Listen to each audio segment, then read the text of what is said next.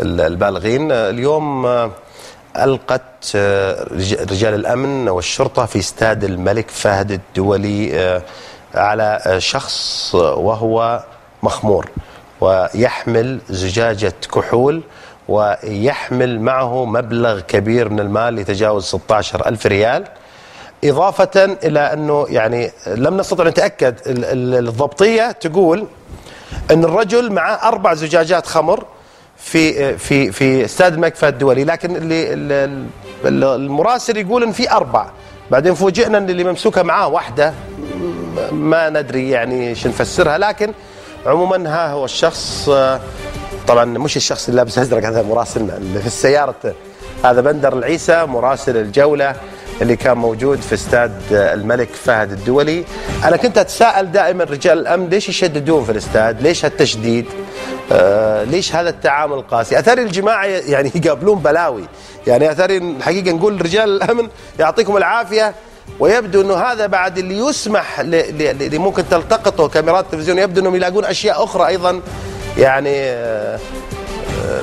يعطيه العافية. طبعا الشخص كان مهمة طالع في وجه، احنا اقنعناه انه يتلطم بشماغه، يعني يمكن الحين هو في وضع ما يسمح له يقيم الامور، لكن اعتقد بعد ما يطلع على الشاشة يعني يفترض انه، فكنا حريصين عليه يعني انه يمكن بعد كم ساعة بيعرف ان احنا ليش ما طلعنا وجهه. نشوف هذا اللقاء اللي اجراه بندر العيسى مع الاخ في استاد الملك فهد الدولي اللي قبض اليوم عليه وهو في حالة سكر ومعه زجاجة، المؤكدة معه زجاجة خمر.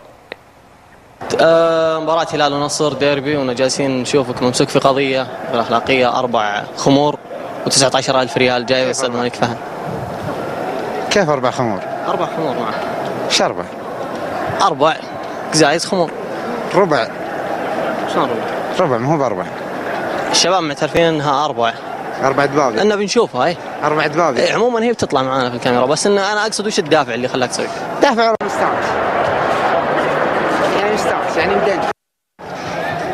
طيب أنت مستانس تجيبها الملعب استاد الملك فهد في مباراة مستانس ما أجيبها أعطيهم الشباب، أنا أستانس في راسي. شلون تستانس؟ أستانس في مخي. يعني لك أنت لحالك؟ ما أنت بنت جاية تبيعها ولا مروج؟ لا أستخدم أنا. طب تستخدم 19,000 ريال ليش؟ 19,000 حق الدفعة الأولى حق سيارتي إن شاء الله، اللي كان باخذها. يعني أنت ناوي تطلع بال19,000 ريال سيارة؟ استاد الملك فهد جايبه. هنا يقولون في سيارات تحت، شوفها جنب البيبان. لا أنا جالس أتكلم معك من جد، يعني 19,000 ريال جايبها معك. 19,250 في مخباي حقة قيمة دفعة أولى في سيارتي. طيب مو المفروض انك تحطها في بنك؟ اذا انك صادق في كلامك تحطها في بنك لين بكره الصبح وتروح تاخذها. انا صادق، عشان كذا معي اوراق اصلا بالصدفه. وش الاوراق؟ الاوراق طلع الاوراق. هذا ايش حقته؟ شوف هذا عميل سعودي غير محول وموافقه مبدئيه لتقييم الايجار المنتهي بالتمليك. طب هذه يعني ورقه عاديه، يعني ما فيها اي شيء، انا اقدر اطلعها من البنك. تطلعها بس يا اخي جايز من بعد 60,000 يمديها تحقيق، صح؟ شلون؟ فوق 60,000 فيها تحقيق، صح؟ لا بس اللي انا جالس اقصد، طب اوكي اللي أنا اوكي لو انك بتطلع سياره انا بقول لا يحق لي احط في مخباي الى 59,000 ولا حد يده رجل. طب انا بقول لك شيء، انت جاي ملعب، انا جاي ملعب في مخباي. طيب أنا في الملعب حدود 40,000 اقل شيء. طب اسمعني من هالرياض في حدود 40. انت مسافر ما عندك مو معقول ان ما عندك بطاقه كريدت كارد تحطها في البنك الا هذه. طيب معقول انك تدخل ملعب وانت متغرب من الرياض ومعك 19,000 ريال عشان بكره تطلع سياره؟ انا ما ابي اقدر اروح البنك وقرشه ويمين يسار، عرفت؟ طيب عشان كذا انا بدفع لهم كاش واخلص بسرعه، لازم تكون في مخباي. يعني انت معترف ان هذه عموله من الشيء اللي جالس تبيعه؟ لا ليش عموله؟ انا من الصبح ماشيتن علي يحسب انها، احسبكم مصدقيني من البدايه. لا ما هي بعموله. طيب والخمور؟ طب والخمور اذا هذه ما هي بعموله؟ ولو تبي الورق حق الفواتير اللي هي السياره، الفلوس اللي ذي معي جبتها يا شيخ. فواتير ايش؟ فواتير بايع سيارتين انا. بايع سيارتين؟ التيما وهايلكس 2007. 19,000 معك الاوراق؟ طيب معي الاوراق بس مين معي حاليا؟ معي فاتوره ب 12,000 ومعي فاتوره ب 10,000. طيب الحين نفرض انك انت والله عين الصواب وكلامك صح، لو جاء واحد وشاف معك 4 خمور 4 دوارير خمر، ربع لتر خمر على قولتك. يعني احنا بعد شوي راح نشوفها مع الشباب. معك ربع لتر خمر و19,000 ريال و250 تقول انت و200 طيب يعني هذا وش بيقول؟ هذا بيقول النيسان. انا خل ظني وسخ، ليش انا غلطان. لا تكرم، لا ما انت غلطان. انت قل لي لا الغلطان والغلطي الاول اني داخل هنا، والله هو انا مالي في المباراه اصلا بعد، بس جاي عشان اخويا. فهمت؟ المفروض اني عودت وراي ورحت لاهلي ومفلح كان، بس عاد ما جازت، ما تجي على حسب اختيارك.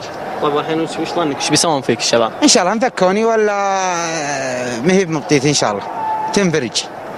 عن قضية الخمر انت عارف انها سجن اكثر من ما ادري كم، يعني انا ما اعرف القانون. لحد لين تصحى يكونك فل على قولتهم. انت ما على انها لحد تصحى، انت لحد تصحى ومعك خمر ومعك فلوس، يعني الوضع ما على كلام الخمر هي القضية، غيرها ما هي القضية. بس يعطيك الف عافية. لا يعافيك. وين الشباب الاغراض؟ خلاص من قوة المهمات والواجبات الخاصة هي اللي ألقت القبض على الشاب، وهذا اللي حصلوه معه. احنا اللي كنا سامعين ان 4 يمكن الشباب ناويين يعني يسترون عليه، الله يستر عليه ان شاء الله.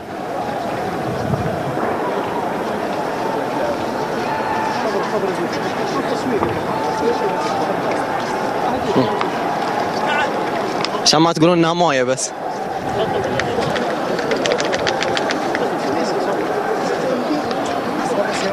وهذه الفلوس الثانية